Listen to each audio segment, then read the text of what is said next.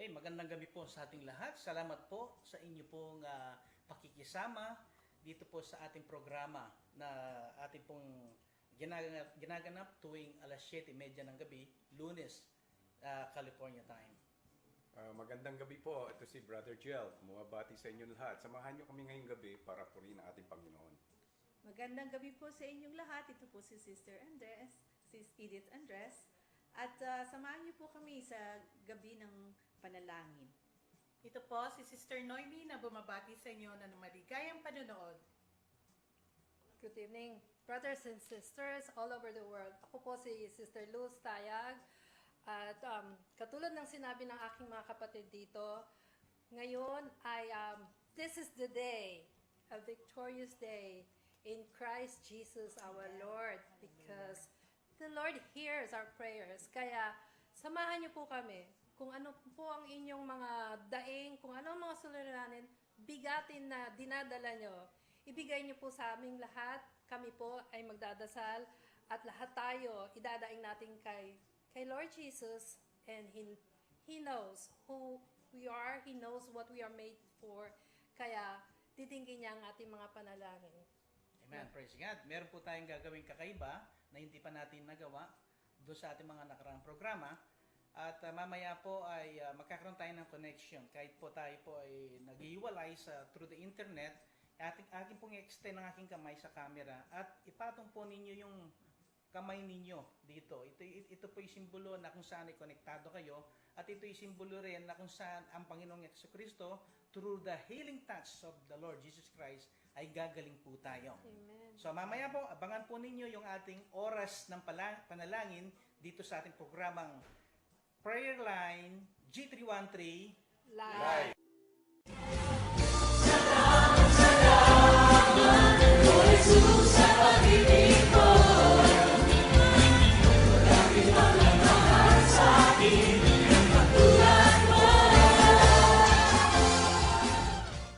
Salamat po, Lord. Ito na naman po tayo sa ating segment ng ating pasasalamat para po sa answered blessings and prayers.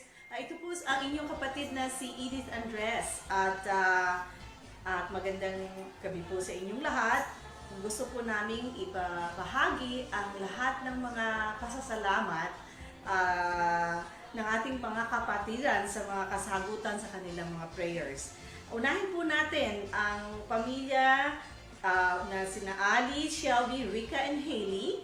At sila po ay nakabalik ng safe and sound sa kanilang pong tahanan in spite of some delays sa Florida because of certain weather conditions there. Maraming salamat po for bringing them home safe and sound. And of course, si Miss Ann Cloud for successful eye operation. Si Marifel for successful kidney operation. So, salamat Panginoon. Alam po namin ito ay napakasensitibong operasyon, ngunit ibinigay mo ang lahat para maging safe siya at siya po ay very stable na.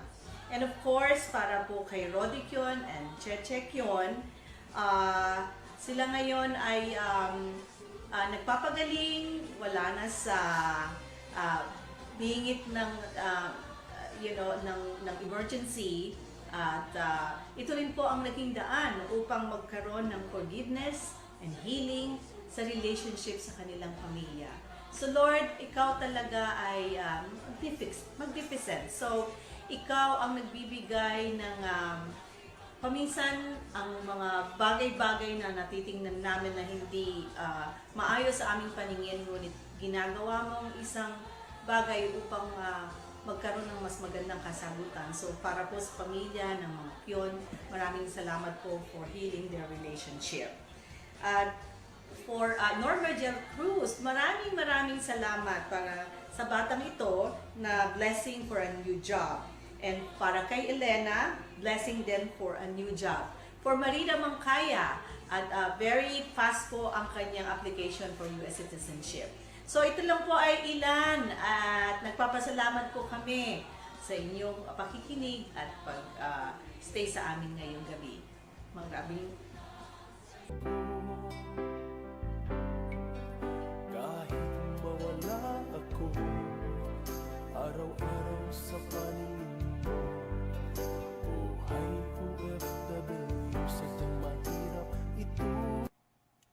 Good evening once again, brothers and sisters all over the world. We praise and thank the Lord that you are with us, listening and watching for our prayer line, G313. You know, the Bible tells us in 1 Thessalonians 5:18, give thanks in all circumstances, for this is God's will for you in Christ Jesus. Today, we have a brother and a pastor who is celebrating his birthday, and we praise and thank the Lord Jesus Christ for the gift of life. Brother Willie Lissing, we praise you, Lord Jesus, for the gift of life you have given our brother, and we pray for continuous anointing for you, Brother Willie, provisions, and good health. Thank God for Brother Willie, and also for Brother Phil Lacson, who will be celebrating his birthday tomorrow. Leah and Rebecca Makabuhay will be celebrating their birthday tomorrow as well. For my sister Tess De La Cruz, celebrating her birthday on the 26th. God bless you, my sister, my brothers. And I know that the Lord's perfect will gift for you, my sister, because the miracle of healing was given to my sister Tess, and so we are grateful for that. For my sister Tammy and brother June, wedding anniversary this Sunday, 45 years in God's love.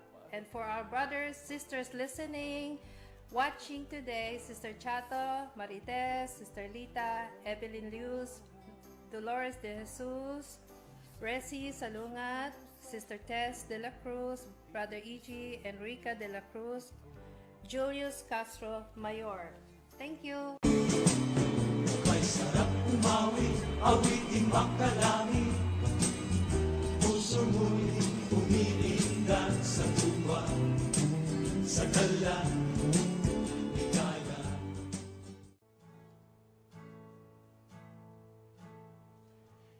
You are beautiful beyond description,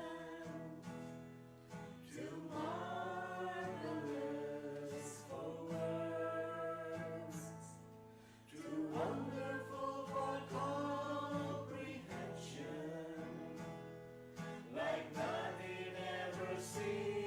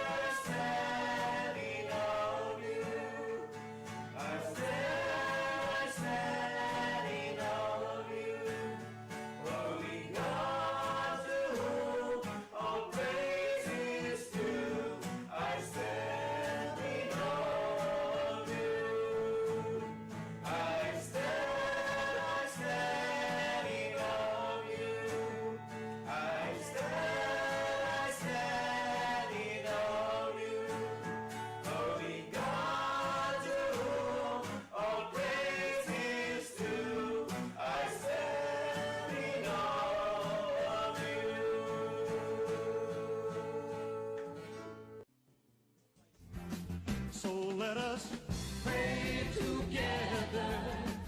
Pray together. Pray with one mighty voice. And let us sing.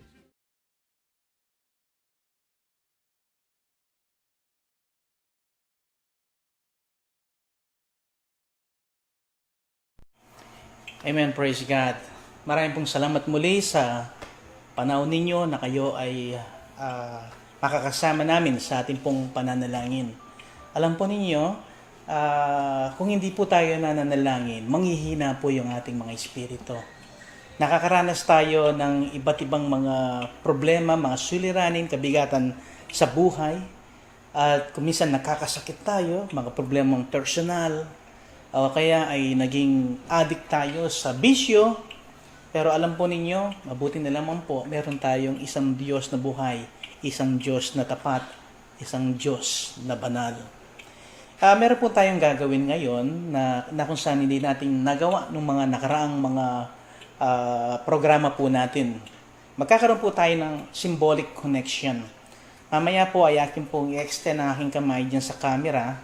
At sa mga ilang segundo po ay ipatong din po natin ang ating mga kamay o kaya ang ating mga daliri upang sa ganoon ito'y symbolic na kung saan ay ang Diyos ay narariyan at nagkakaroon tayo ng connection sa Kanya.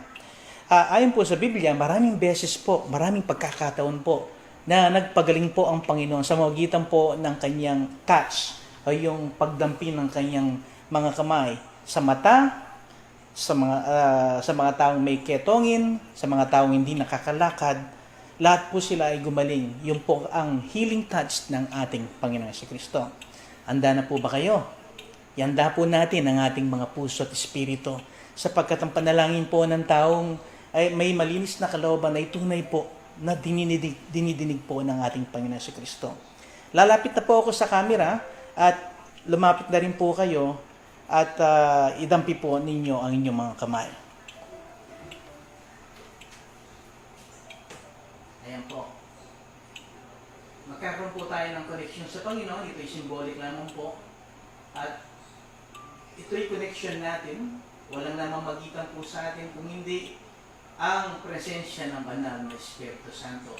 So tayo po'y sama-sama manalangin. Amen. Praise God.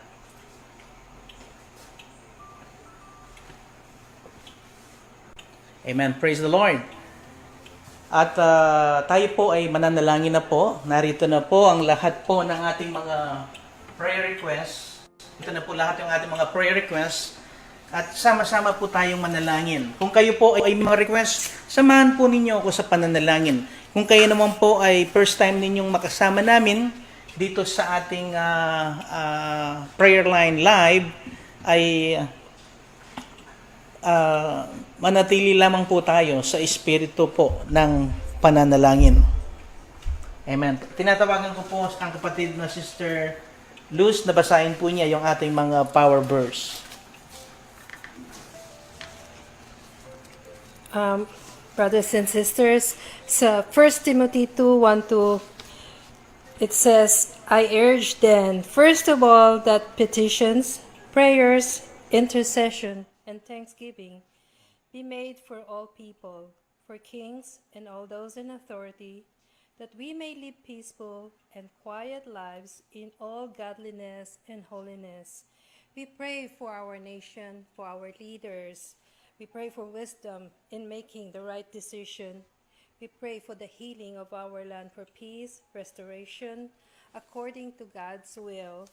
And so, brothers and sisters, let us all hold tight to our God's promises, because this is what the Lord wants us to do, to pray for our president and for the coming election. We know that everything right now, we are living in the end times, and so let us hold tight. We pray for our government and those in the authority, that everything will be in God's will. We pray for God's perfect will for our nation, restoration in our land. We pray for our church and ministry, the G313 ministry, for God's blessings, and anointing for the group and their family.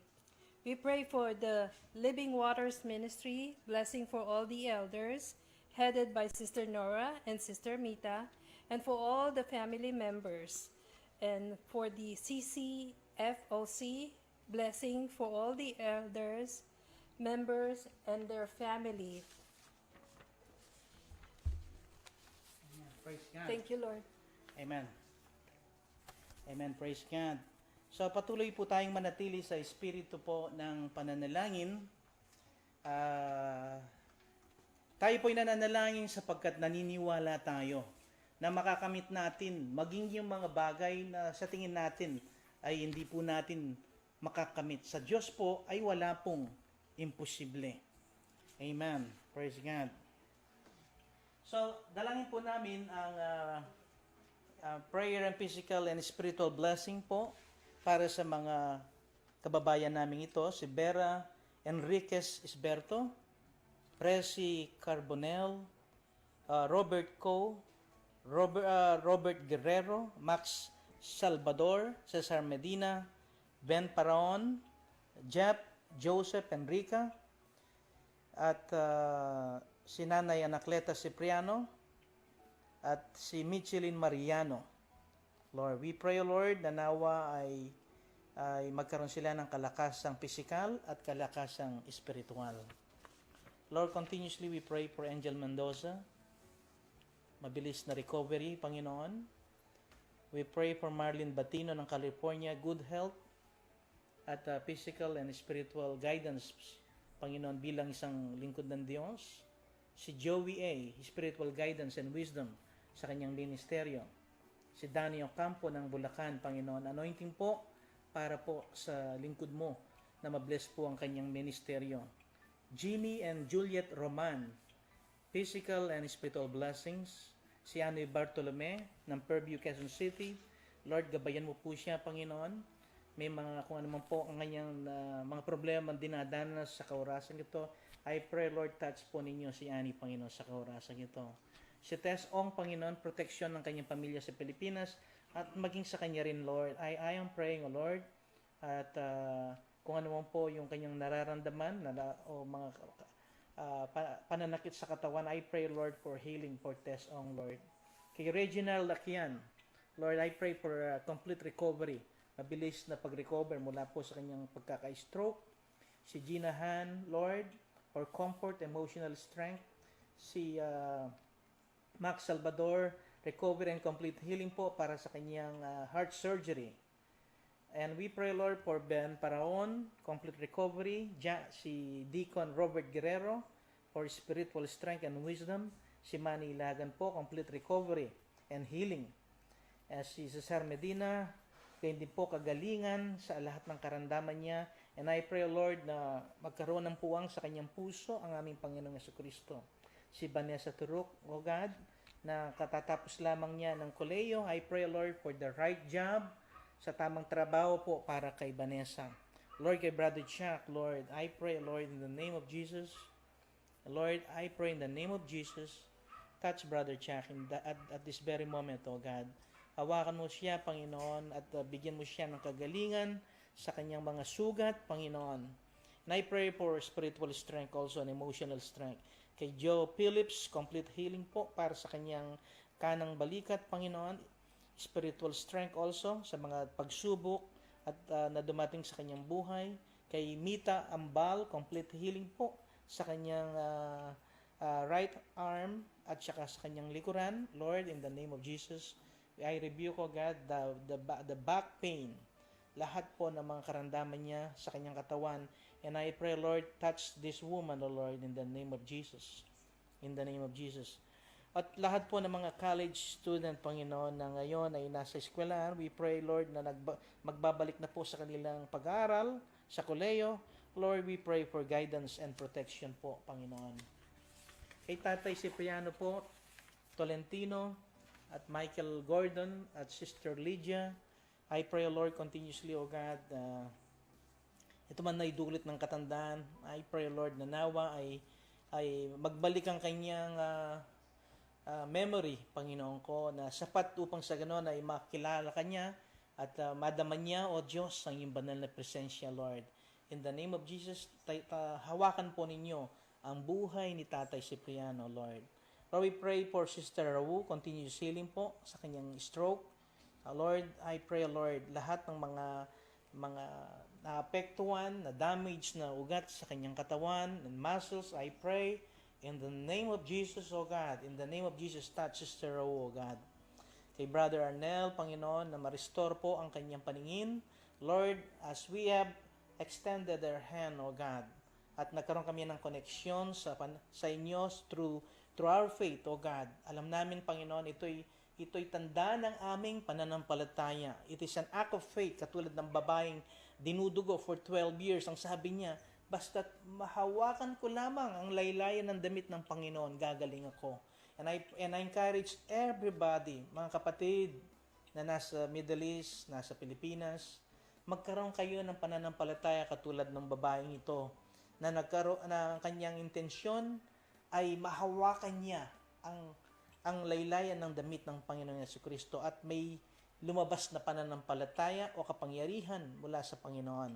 And I pray for Caberte family, Lord, physical and spiritual blessings. Rica de la Cruz, magandang resulta po ng kanyang physical examination. Si E.G. de la Cruz, God, na Lord, we pray, Lord, na kung ano po yung design ng kanyang puso, nawa, Panginoon, ay makita niya ito. Magkaroon siya ng knowledge and understanding upang makita niya kung anong plano mo sa kanyang buhay. Kay Jay, the third tayag, Panginoon, bilang isang lingkod mo, Panginoon, gabayin niyo po siya, Panginoon. Bigyan niyo siya ng kakayahan at lahat ng kakulangan niya ay mapunuan, Panginoon, at magkaroon siya, Panginoon, ng tapang ng loob na talaga pong sa kanyang paglilingkod, Panginoon, ay magkaroon po siya, Panginoon ko, ng pusong na mapagsilbi sa kanyang mga sinasakupan. Lord, we pray for our children, yung mga anak po namin, mga bata na ngayon ay sila po ay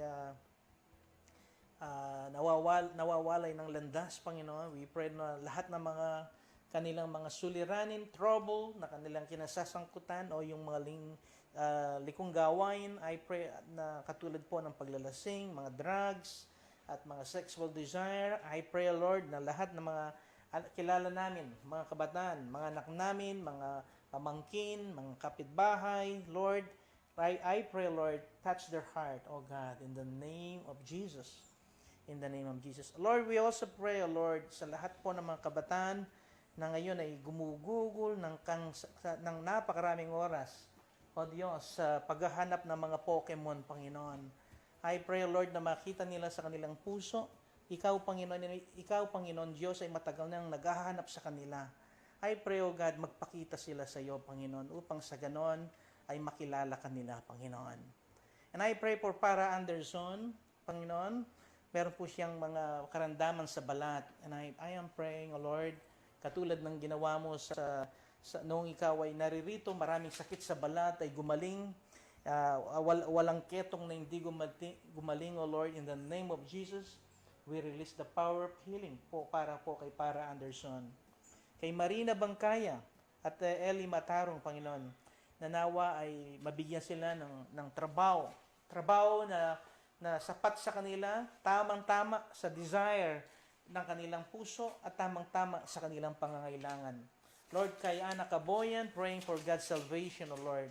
Alam po namin, Panginoon, what we pray, Lord, na magdala nawa kayo ng tao upang mag-akay kay Ana Caboyan, Panginoon.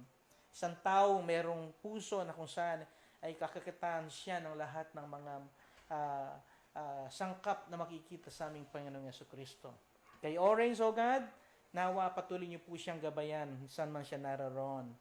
And we pray for Sister Tricia, continuous healing po. I pray and declared healing sa kanyang breast cancer, Lord. We pray in the name of Jesus. Tinutunaw namin sa pangalan ni Jesus, aming tinatanggal in the spiritual realm lahat ng mga cancer cells na ito sa kanyang katawan in the name of Jesus. In the name of Jesus.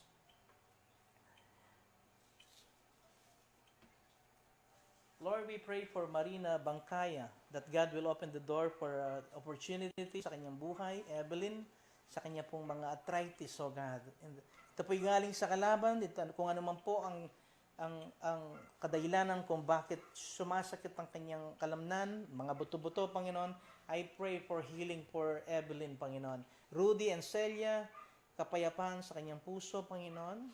Good health. At nawa, Panginoon, ay magkaroon ng continuous healing, Panginoon, si Manang Celia sa kanyang breast cancer. Kay Lucy, complete healing and deliverance, na mawala lahat ng mga toxic sa kanyang katawan, O Lord, and by the blood of Jesus, gumaling na po si Lucy, Panginoon. And we pray continuously sa mag-asawang Kaloy and Annalyn. Lord, I pray for restoration. I pray, O God, for deliverance from any kind of addiction. Lord, I pray, O Lord, na magkaroon sila ng katinuan ng kaisipan at makita nila, O Diyos, that they cannot survive in this world kung wala ka, Panginoon. Kay Ann Cloud, Lord, we pray for, we claim a good report para po sa kanyang nalalapit na endoscopy. Kay Abigail, Lord, mga personal problema, mga issue, unspoken request, naway bigyan niyo po siya ng kalakasan and comfort sa gitna ng mga kabigatan sa buhay na hindi niya kaya, Lord. Kung ikaw ang kasama niya, Panginoon, makakaya po ito ni Abigail. Kay Georgian, Lord, we pray for wisdom at reconciliation. I pray, Lord, katulad po ng libugang anak, ang prodigal son, I pray, Lord, na mapuno sila ng pagpapakumbaba, but the family, at gayon din po kay Georgian, in the name of Jesus, ikaw ang Diyos ng kapayapaan, you are the peacemaker, O Lord, naway maresolba ang mga problemang ito, Panginoon. I pray for Araceli, Jerome, and Jamie.